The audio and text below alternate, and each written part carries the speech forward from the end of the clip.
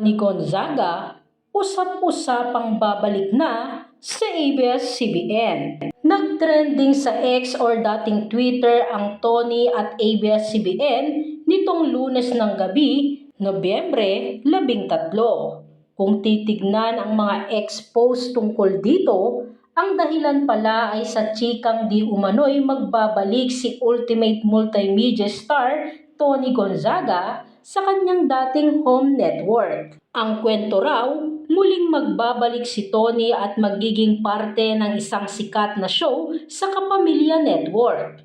Hindi nilinaw sa mga kumakalat na chika kung anong show ito. Subalit ayon sa mga mababasang haka-haka ng mga netizens, mukhang sa muling pagbubukas ito ng reality show na Pinoy Big Brother na isa siya sa original host. Isang Kapamilya fan page ang nagpakalat nito at ginawan pa ng headline. Mababasa sa headline, Tony Gonzaga, magbabalik Kapamilya at mapapanood di umano sa isang sikat na palabas ng ABS-CBN. Sa caption naman, Tony Gonzaga, magbabalik loob di umano sa ABS-CBN? Kung true ang chika, anong masasabi mo Kapamilya? Narito naman ang ilang kuda ng mga netizens sa X or dating Twitter.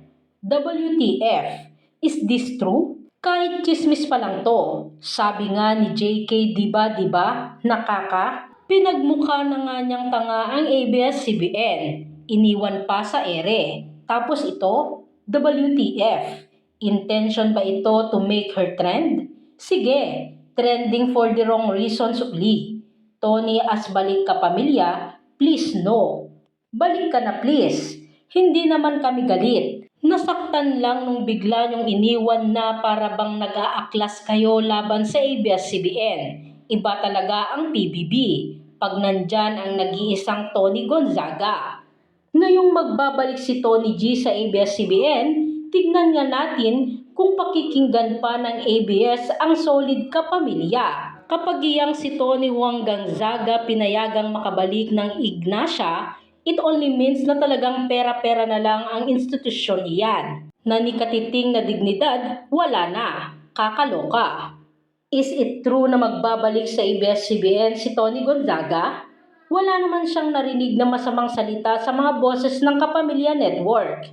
She resigned from PBB and left. Sa kasalukuyan ay contract artist si Tony ng All TV Network ng mga Villar.